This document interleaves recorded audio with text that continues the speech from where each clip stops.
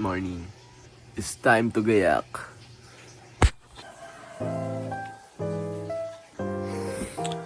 Paulit-ulit na lang yung araw ko.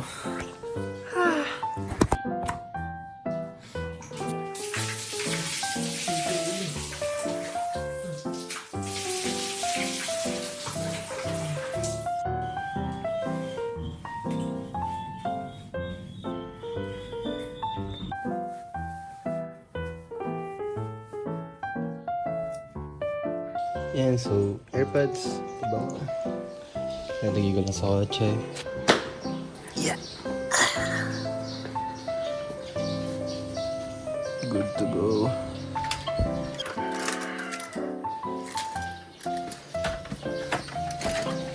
Good morning. Good morning, everyone. Okay. So, we are currently in day 7. So, 1 week na po tayo nag-grind. Masasabi ko lang, ngayon lang ako naging ganito po ka-productive. Tama yung sinabi sa akin ni Kuya, like mag-start daw ako ng maaga. So, may nanonood man po nito, nakaedad ko, 17 years old. Mag-start na po kayo. Wait lang. Kahit simpleng editing lang, gano'n, mag-practice lang kayo ng skills. Promise, it's gonna be so worth it. Kasi po, tinuro sa akin ni Kuya na kung gagawa ka ng pera, wag mo habulin yung pera. Like, try mo munang tumulong sa iba. Kasi pag tumulong ka ng iba, doon pa lang dadating yung pera. And totoo naman yun, kung isipin nyo na mabuti. Example po nito, mga teacher, binabayaran natin sila para tulungan na nila tayo matuto. So parang ganun po. So ngayon umiisip ako ng paraan kung paano makatulong sa tao. Ngayon siguro, ito na lang muna. Tutulungan ko kayo. Kaso di ko alam kung paano ako kayo tutulungan. Siguro, tulad dito, siguro bibigay na lang akong tips sa inyo, ganun. Pero day 7 na, isang linggo na po tayo nasa grind. Masaya, masaya. Di ko iisipin na magiging ganito ako consistent. Kasi ang akala ko talaga, pagkapunta ko ng day 3, para titigil na ako. Pero hindi, tuloy-tuloy pa rin tayo. Masaya lang po. Masarap din po sa feeling na naging consistent din ako for once. Gumagaan na ulit yung katawan ko, parang nararamdaman ko na po ulit. Nagaan ako sa boxing, so masaya po.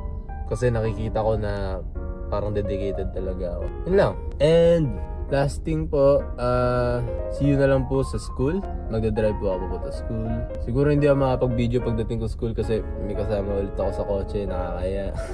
Pero surely sa school mag-video ako kahit mga short lang na pauwi din, baka di ako makapag-video. Pero bibideo ako as soon as nahatid ko na yung tropa kung dapat ko natin.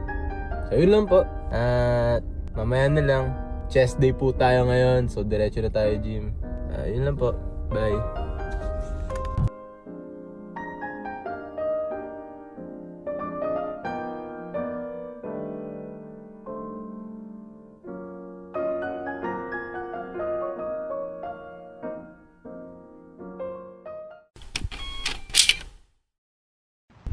Hello po. So, pauwi na po ako. Launa na yata. Nalate po akong uwi kasi tumambay muna kami sa kotse. Napakainit kasi, promise. Diretso uwi na po ako. Tapos pagka-uwi ko, diretso gym na rin po. Siguro hindi naman diretso, papalamig muna ako. Napakainit kasi parang sumakit niya yung ulo ko sa init eh. Update ko na lang kayo pag nakaka-uwi na ako. Okay na may school ngayon. Kapag-aaral na mabuti. Update ko na lang kayo pag uwi ko. Kung ano gagawin kong next, ganun. Pagbasa muna ang Bible sa bahay kasi init pa bago ako mag-gym, ganun. Update ko na lang kayo guys. Bye! Hello po. So, nakauwi na po ako. Pagkain ko ngayon ay inasal. Bumili ko kanina, nagpa-takeout si mama. Inasal po ang kakainin ko ngayon. We're eating good. Kita-kits na lang po pag nasa taas na ako. Init talaga, sakit ng ulo ko, hirap mag-video. Kita-kits na lang mamaya. Yan po. Inasal. Ito pang gym mamaya.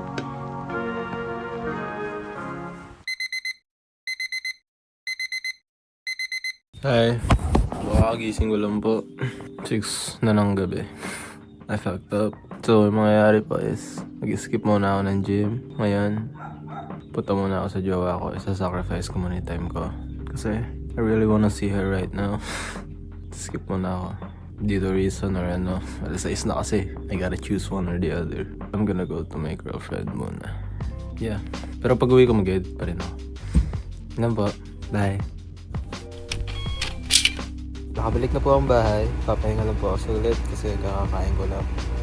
So, Gagawin ko na lang po today is mag-edit at mag-read ng Bible. Yeah, kasi nakatulog ako, so nakalate na ako makatulog ngayon. Mahirapan na ako matulog ulit. Naggaling po ako sa jowa ko kasi tagal po kasi kami di nagkita, kaya pinili ko muna yun kesa mag-workout. Kasi late na po ako nagising, so kailangan pipili ako workout or jowa. Siyempre jowa pipiliin ko, no? Kasi pwede naman ako mag-workout bukas. So yun po, i-edit ko na lang tong video na to, tapos magbabasa na lang ng Bible. So, ano pala? Kailangan tapusin ko muna tong video bago ko ma-edit. Pakita ko na lang yung footage na nagbabasa ng Bible. So for now, kaya na muna tayo. Kakawin ko lang. See you! At nagbasa na nga si Ro ng Bible sa loob ng 2 oras. So, tapos na po ako magbasa ng Bible and i-edit ko na lang tong video na to and matutulog na po ako.